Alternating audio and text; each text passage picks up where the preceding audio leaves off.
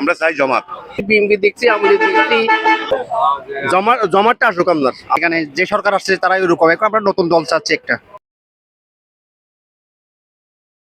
আসসালামু আলাইকুম ভাই। ওয়ালাইকুম সালাম। ভাই আপনার নাম কি? আমার নাম মোহাম্মদ শহীদুল করিম। আচ্ছা শহীদুল ভাই, আপনার কাছে জানতে চাই, গত 54 বছর অনেক সরকার আসছে আর গেছে। হ্যাঁ হ্যাঁ বাংলাদেশ থেকে হ্যাঁ। দুর্নীতি চাঁদাবাজি কমে নাই। আগামীতে কোন সরকার আসলে আমরা মনে করতে পারি যে বাংলাদেশ থেকে দুর্নীতি এবং চাঁদাবাজি কমে যাবে? এখন তো বিভিন্ন ধরনের সামনে বিগত অনেক কিছু চলছে, এখানে যে সরকার আসছে তারাই ওরকম, এখন আমরা নতুন দল চাচ্ছি একটা। যেমন যেমন আপনার এই জামাত আসলে আমরা সবাই খুশি। আচ্ছা ভাইয়ের সাথে একটু কথা বলি। আসসালামু আলাইকুম ভাই। ভাইয়ের নাম কি? আব্দুল্লাহ।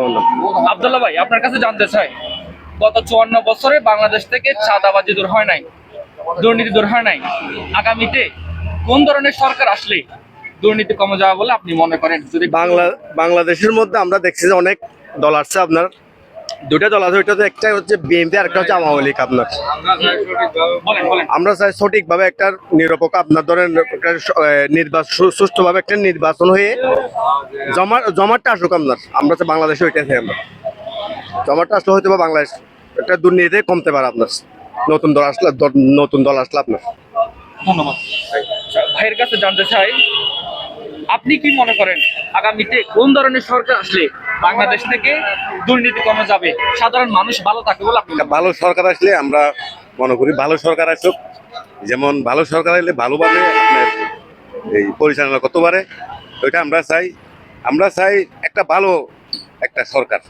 কি ধরনের ভালো সরকার মনে করে বাংলাদেশে? আমাদের দেখতেছি এখন তো সব দুর্নীতি, আপনার আওয়ামী লীগ হোক, বিএনপি হোক, অমুক হোক, সমুক হোক, সব বিএনপি। আমরা চাই জমাত সবচেয়ে ভালো মনে করি। একটু দেখি আমরা জমাতের 5 বছর দেখি, তারপরে জমাত যদি ভালোভাবে যদি চলে, তারা চিরস্থায়ী থাকতে পারবে। ইসলামিক দল আসলে দুর্নীতি কমে যাবে বলে কমে আপনি যাবে। মনে করেন?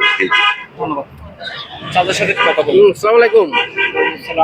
আচ্ছা আপনার কাছে জানতে চাই, আগামীতে কোন ধরনের সরকার আসলে বাংলাদেশ থেকে চাঁদাবাজি কমে যাবে, দুর্নীতি কমে যাবে বলে আপনি মনে করেন? ভাই আমি আমার বয়স থেকে 15 বছর বয়স হয়েছে। আমাদের দেশে জমাত দেখছি, সবাই তো এক ভাগের ভাগ, সব ভাগ বাটা ঢোকাই। এখন এরা কি খাই? সরকার সরকার এসে এখন আমরা আগে 2000 টাকা ইনকাম করতাম, এখন তো 200 টাকা ইনকাম করতে পারছি না। আমরা কোন বন্ধু আছি এখন? আপনার কাছে দেশ সরকার আসুক না কেন, চাঁদা বাজে কমে গেলে দেশটা সুস্থ হবে, আর দরিদ্র কমলে একটু গরিবেরা খেতে পারবে।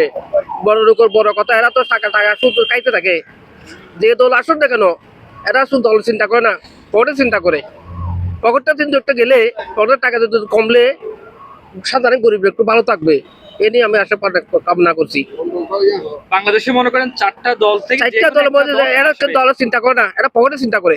আপনি যে উপর কেন্দ্রে তার থেকে সাধারণ কর্মী পর্যন্ত, যেমন ক্ষমতায় আসার জন্য 2টা দল প্রস্তুত, একটা হচ্ছে ইসলামিক দল আর একটা হচ্ছে বিএনপি জোট। আপনি কোন দলের কাছে প্রত্যাশা করেন যে তারা আসলে আমরা একটু ভালো থাকবো? আমরা আমাদের দেশি বিএনপি দেখছি, কিন্তু জমাত দেখি নাই। যে জমাত কি করতে পারে এটা একটু দেখলে একটু আমাদের একটু মনটা ভালো থাকতো আর কি। মানে জামাতের কাছে একটু প্রত্যাশা করতেছেন? প্রত্যাশা করতে আমি দেখছি, জমাত দেখছি, জমাত জাতীয় পার্টি দেখছি, আমি 70 পর্যন্ত দেখছি, জিরোর দেখছি। সবাই তো পকেট চিন্তা করে, এরা তো কেউ তো দেশ চিন্তা করে না, নিজেরা কেমনি করে পেট পুরাই ওইটা চিন্তা করে। সাধারণ লোকেদের কেউ চাই না। যে উপদ্রব বাড়া গেছে, চোরের দাম 50 টাকা 20 টাকা খাইছি, এখন 80 টাকা খাইতেছি, তো এখন গরিব লোকে কি খাবে? 80 টাকা ইনকাম করতে পারবে? এরা পারে না। সবজি আপনি থেকে 5 টাকা থেকে এখন 60 টাকা 80 টাকা, এখন কেউ দিকে চাই না, সবজির দিকে চাই না, আর চাউলের দিকে চাই না, তা তো পকেটের দিকে চাই। এটা একটা সুস্থ একটা দল আসলে এটা কি করতে পারে, এটা নিয়ে একটা প্রত্যাশা। আমরা ওগুলো তো দেখছি, জাতীয় পার্টি দেখছি, বিএনপি দেখছি, আওয়ামী লীগ দেখছি, 70 দেখছি, জিরোমান দেখছি, সব দেখছি। এদের তো কারো তো এটা তো সাধারণ লোকের দিকে কেউ চাই না।